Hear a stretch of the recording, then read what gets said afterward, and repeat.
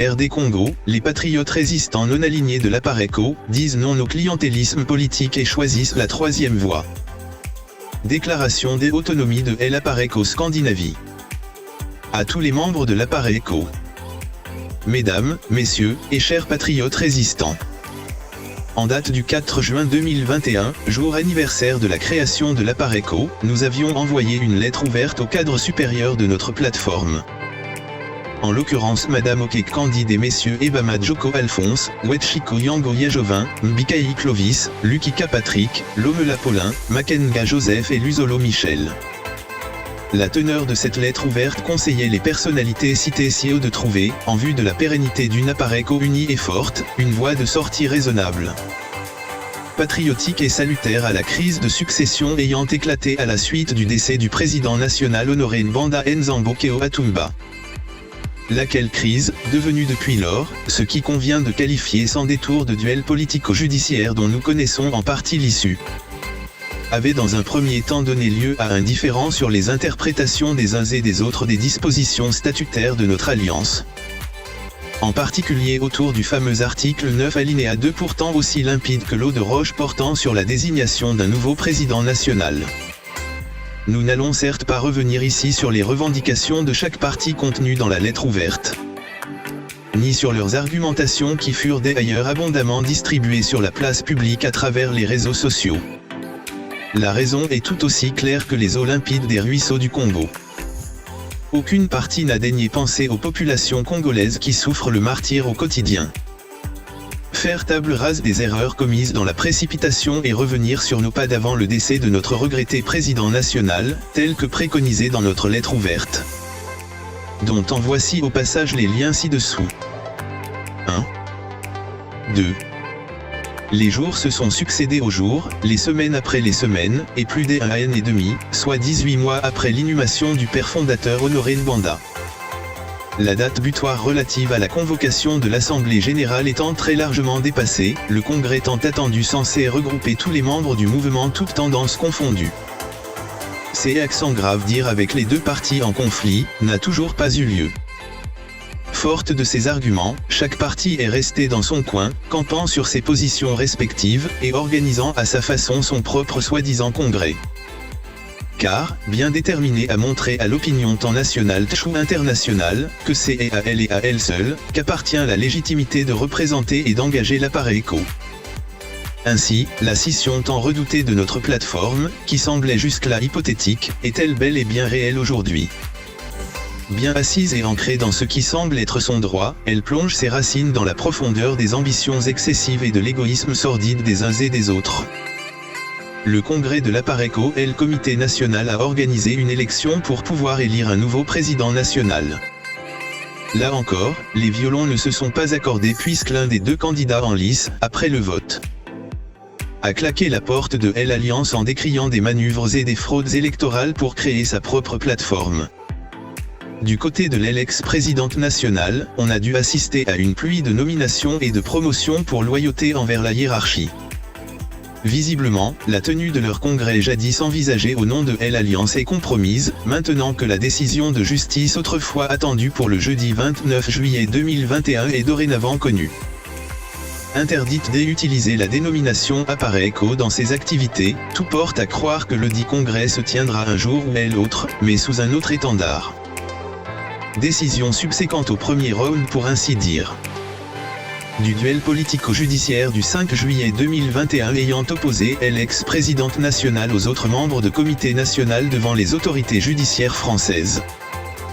Et vu le triomphalisme jadis affiché par ses partisans, ce verdict doit avoir été ressenti par cette faction comme une cruelle désillusion. Un coup de massue et un camouflet judiciaire lui infligé par cette même justice dont elle s'était librement saisie par défi envers le camp adverse. La justice peut parfois se révéler être une arme à double tranchant. Mesdames, Messieurs, et chers patriotes résistants.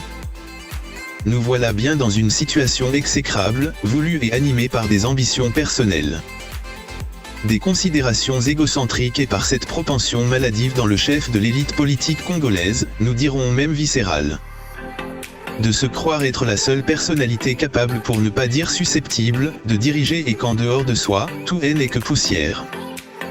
La situation telle que décrite dans les lignes plus haut, plonge chaque membre conscient de notre alliance dans l'expectative et l'amène à se demander à qui il peut maintenant faire confiance. Sinon à quel saint se vouer. Il va sans dire que les populations congolaises chosifiées dans le pays se posent aussi cette question. Nous nous la posons aussi, cette terrible question, à laquelle nous sommes heureusement parvenus à une réponse sans équivoque. Nous ne pouvons faire confiance ni à l'une ou l'autre partie responsable de la partition de notre plateforme Apareco. Là où le bas blesse, c'est hélas l'attitude obstinément belliqueuse de nos camarades protagonistes. L'ex-présidente nationale quant à elle. Malgré le fait d'avoir été déboutée de ses desiderata par la justice française à travers sa décision claire et sans équivoque rendue l'année dernière à la date précitée. Plutôt que de se rendre à l'évidence et d'accepter sagement voire sportivement son fiasco judiciaire, et ainsi chercher à renouer le fil du dialogue avec elle et le comité national. Elle s'obstine au contraire, c'est de bon droit à vouloir épuiser toutes les voies de recours en interjetant appel, dans l'espoir d'obtenir enfin gain de cause. Sans en oublier de signaler au passage que l'ex-présidente nationale avait aussi porté plainte pour menace verbale contre l'un des vice-présidents nationaux de le comité national. Menace proférée à son encontre par ce dernier semble-t-il lors d'une de ses sorties médiatiques. Ainsi, pour l'édit écart de langage spontané, celle-ci ayant été saisie pour lui en faire payer le prix fort. Toutefois, il y a là lieu de se demander avec quels éléments nouveaux à sa disposition, qui n'auraient pas été pris en compte par la juge en première instance, espère-t-elle pouvoir renverser la vapeur en instance supérieure. Peut-être aurait-elle basé son recours en appel, sur le fait qu'il y aurait aussi eu, selon elle, vice de procédure et absence de qualité à agir de le comité national. Notamment, lors de la désignation d'un autre président national intérimaire, lors de la convocation du congrès extraordinaire et de l'investiture de son nouveau président national, qui du reste, elle n'aurait pas dû postuler à ce poste, compte tenu de son état civil de célibataire au moment du scrutin, nous a-t-on dit. Ceci, conformément à l'une des conditionnalités d'éligibilité telles que définies dans leurs propres règles du scrutin, pourtant délibérément foulées aux pieds. Dès son assignation en justice en fin août 2021 dont le procès à l'issue incertaine est fixé après report au mercredi 14 septembre prochain. Par plusieurs dizaines de cadres et membres de l'Apareco, l'ex-présidente nationale, contestant farouchement à celui-ci, et selon eux, sa soi-disant légitimité acquise dans des conditions laissant énormément à désirer, voire calamiteuses. Car, son challenger réclamait notamment plus d'une cinquantaine de voix exprimées en sa faveur qui n'auraient pas été prises en compte lors de dépouillement du scrutin. Pareillement dans le camp opposé, où l'on déplore la même attitude intransigeante. Il est fort malheureux de constater que l'esprit de conciliation ne prévaut pas toujours même du côté de le comité national qui s'est rendu rigide. Conforté au plan juridique et psychologique par sa victoire du 29 juillet 2021, elle s'est sentie pousser des ailes et ne semble plus du tout disposée à recoller les morceaux. En excluant ainsi tout compromis ou toute solution à amiable, allant dans le sens de la réconciliation et de l'unité de l'Apareco, qui du reste, a volé en éclats. Et pour couronner le tout, en plus de sa plainte pour semble-t-il malversation financière contre l'ex-présidente nationale, dont le procès eut lieu le 21 octobre 2021 au tribunal judiciaire de Nanterre et dont le verdict était attendu le 18 novembre 2021, le comité national procéda en date du 28 août 2021 à une profonde restructuration de l'organigramme hérité du feu président national Honoré Mbanda, remettant semble-t-il en cause les facultés mentales de ce dernier à partir de février 2021 après avoir subi 4 interventions chirurgicales pour être en mesure de prendre des bonnes décision, en virant sans autre forme de procès de leur poste de responsabilité, tous les anciens cadres de l'opposé, pour les remplacer par de nouvelles figures acquises à sa cause. Enfin, en guise de la cerise sur le gâteau, une autre plainte pour dénonciation calomnieuse aurait été déposée par la partie adverse contre le représentant régional de l'Apareco Grande-Bretagne et le comité national. Ainsi, cet acharnement à persister dans l'erreur a franchement de quoi inquiéter plus d'un. Et démontre à suffisance combien nos camarades sont-ils déterminés à aller jusqu'au bout de leur logique de guerre ô combien contre-productive et ruineuse. Tant pour l'Apareco autrefois fer de lance de la résistance que pour la résistance elle-même dans sa diversité. lequel acharnement consacre la dislocation définitive et irréversible de notre alliance, et livre pour ainsi dire tous les secrets de famille sur la place publique au profit de l'occupant. Qui lui pourtant, continue de conforter ses gains politico-administratifs, économiques et territoriaux. Et à cet effet, l'érection aussi bien illégitime ou illégale de Minembwe en commune rurale à visage d'une enclave /exclave rwandaise monoethnique dans le sud Kivu.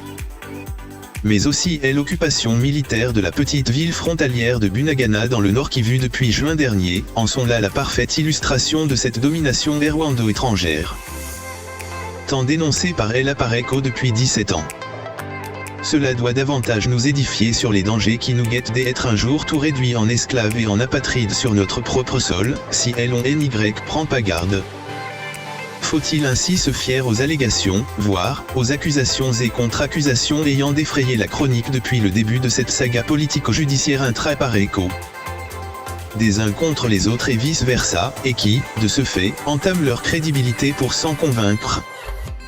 Le fossé de méfiance, sinon de défiance entre les deux camps n'a cessé de s'élargir, ainsi le point de non-retour semble avoir été franchi.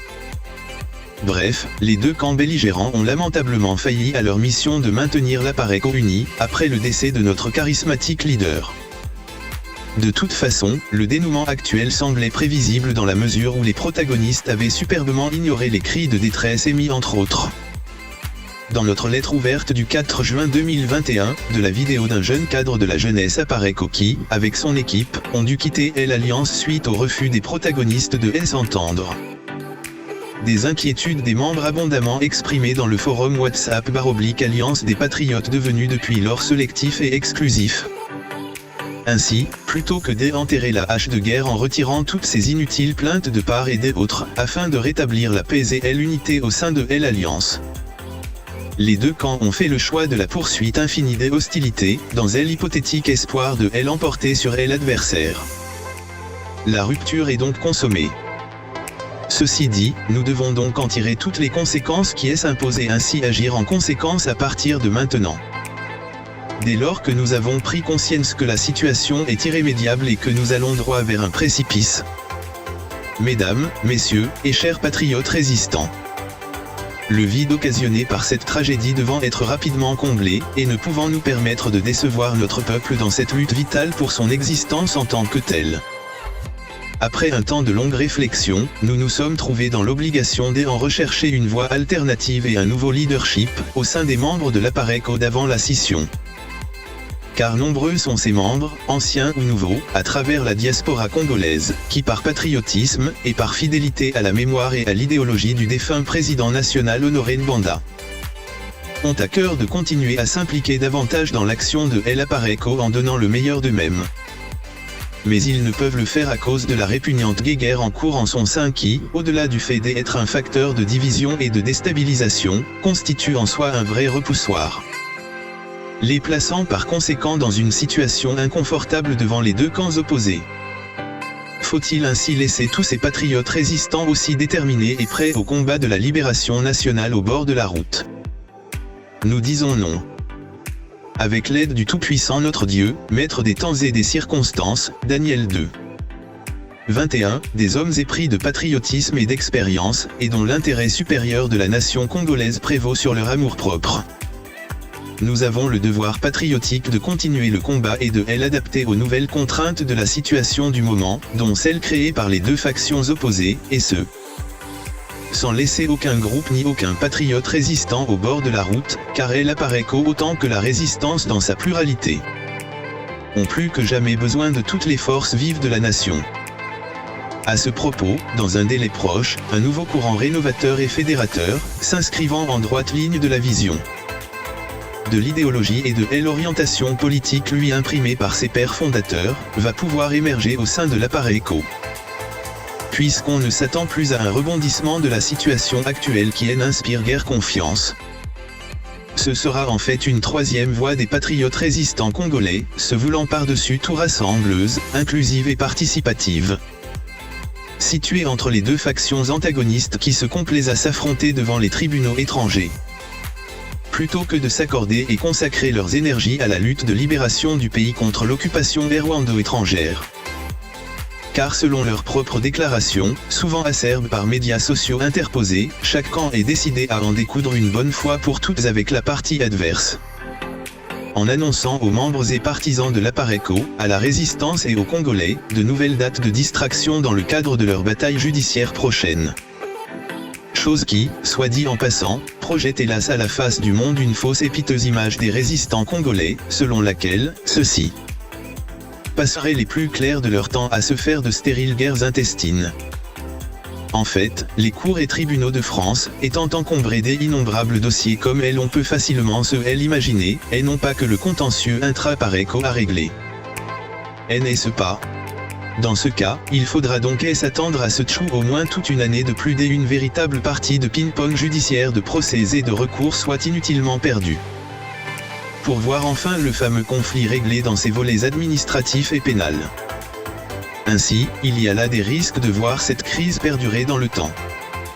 Ce qui en réalité, détourne l'attention de notre peuple du centre des intérêts de sa juste lutte, tout en entretenant un climat délétère, qui en plus exacerbe les tensions et la division au sein d'une résistance que nos camarades belligérants ont décidé à fragiliser, au profit des ambitions personnelles excessives.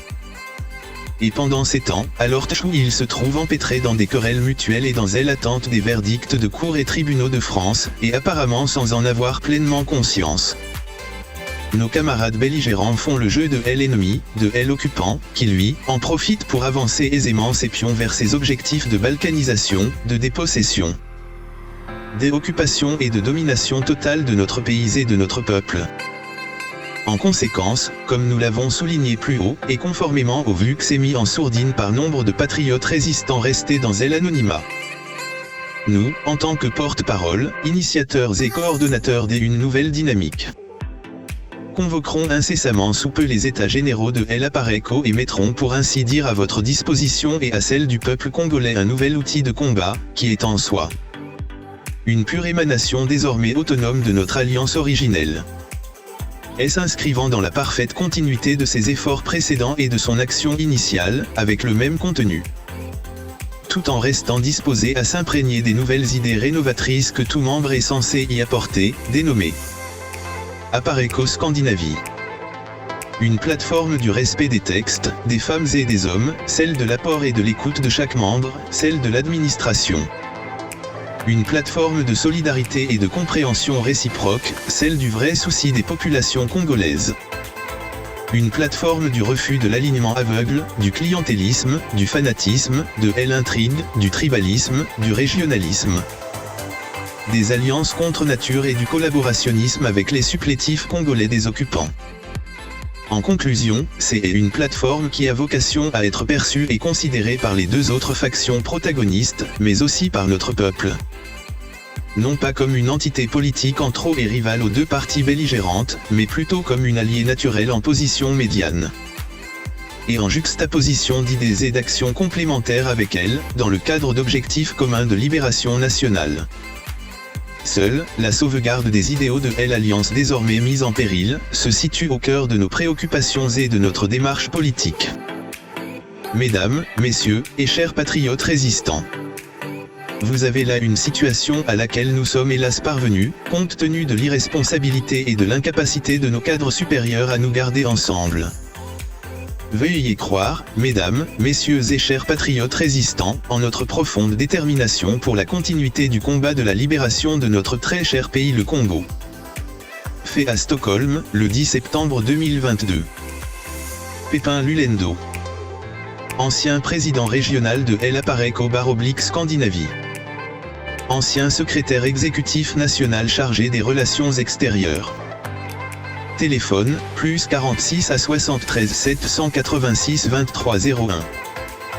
WhatsApp, plus 46 à 73 786 23 01.